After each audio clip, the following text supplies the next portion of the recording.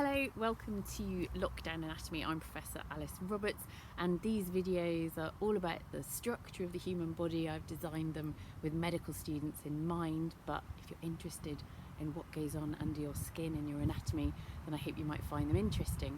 I've worked my way down the upper limb. We've got as far as the forearm.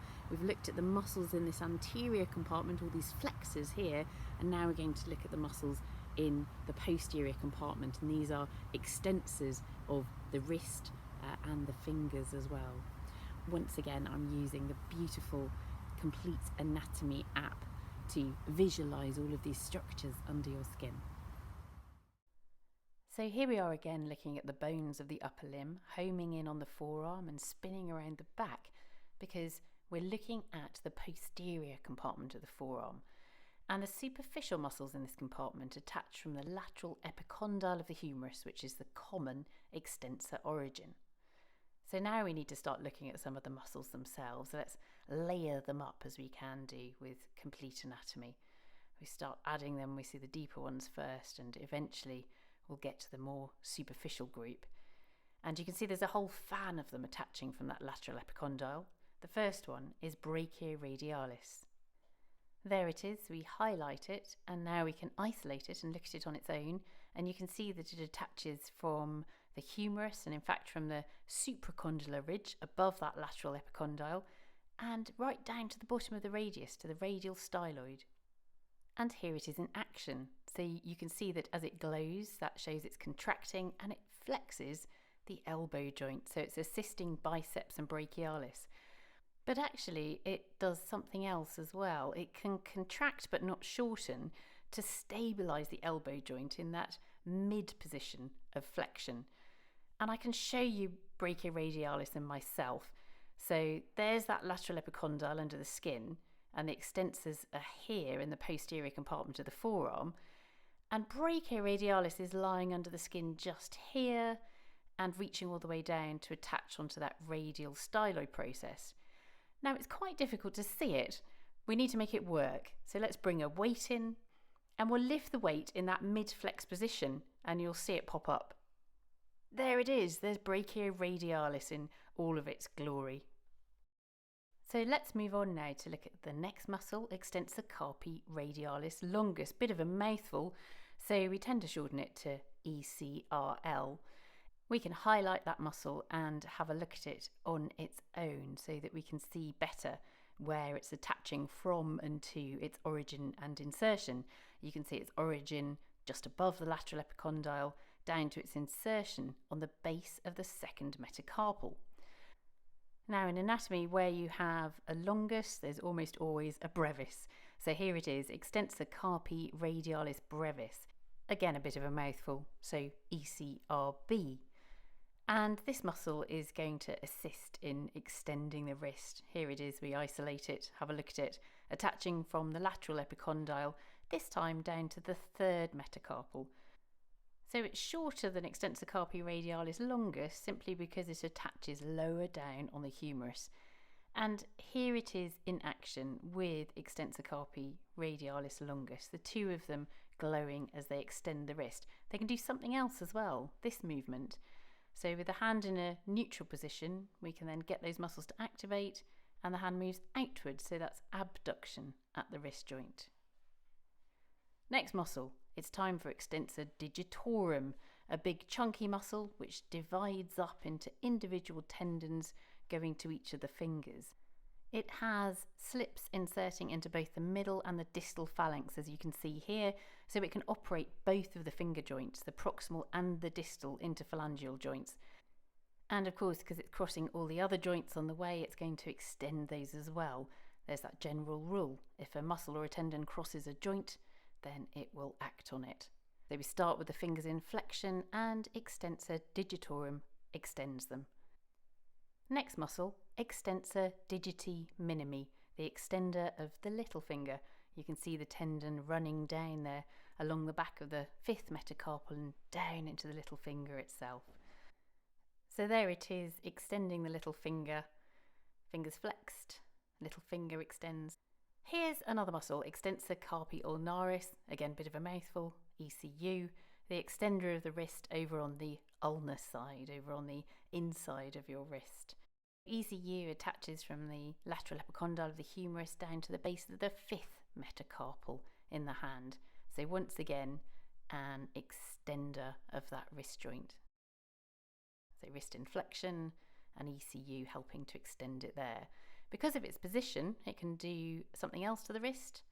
It can move it this way. So this is adduction, adduction of the hand and the wrist. Time for the next muscle then. And it's this little one up here, Antonius, the last in this fan of superficial muscles. And here it is on its own, attaching from the lateral epicondyle across to the olecranon and upper part of the ulna. And it acts to extend the elbow. So we can see the elbow flexing, and then Antonius acting with that much larger muscle, triceps, to straighten the elbow again. So believe it or not, you might believe it, we've now looked at 7 muscles in this superficial group: Brachioradialis, ECRL, ECRB, Extensor Digitorum, Extensor Digiti Minimi, ECU, and Antonius. There are some deep ones underneath them though, so we'll have to strip those 7 muscles away, and then we can start to see some of the muscles that lie more deeply in this posterior compartment. The first one we can see there is supinator. Now this muscle has 2 heads. It attaches from the lateral epicondyle of the humerus, surprise, surprise, and the ulna, and then it wraps around onto the radius so you can see what it's going to do. If we move that forearm into pronation, supinator, surprise, surprise, supinates. It pulls the radius back over into that neutral position, working with biceps brachii. Right then, next muscle, just beneath supinator, abductor pollicis longus. So this muscle has a long tendon which passes into the thumb. That's what pollicis means. It means something to do with the pollex, the thumb. Let's isolate it. And now we can see where it attaches on the back of the forearm bones and the interosseous membrane, and then runs down to attach onto that first metacarpal of the thumb. And here's what it does. It pulls the thumb away from the hand. So if you have your palm facing upwards, it points your thumb up at the ceiling. Next muscles, extensor pollicis brevis. You know now where there's a brevis, there's always a longus. So there's extensor pollicis longus. And we shorten them to EPB and EPL. The short one inserts onto the proximal phalanx of the thumb, the long one onto the distal phalanx, and its tendon is deflected by passing around that little knobble on the back of the radius. That's called the dorsal radial tubercle or Listerstubercle. This is what they do. They extend the thumb, so that brings the thumb out to the side away from the fingers. So flexion of the thumb brings it across the palm, and then extension of the thumb takes it out to the side. Right, the final muscle in this deep group is extensor indices, and this one extends just the index finger. So here we've got this interesting animation which shows us just extensor digiti minimi and extensor indices working together to extend those 2 fingers independently of the other fingers. Finally, I just want to look at those tendons around the thumb again and the way they frame a little space at the base of the thumb. So here are the tendons of abductor pollicis longus, extensor pollicis brevis, and on the other side, extensor pollicis longus, having been deflected around the dorsal radial tubercle.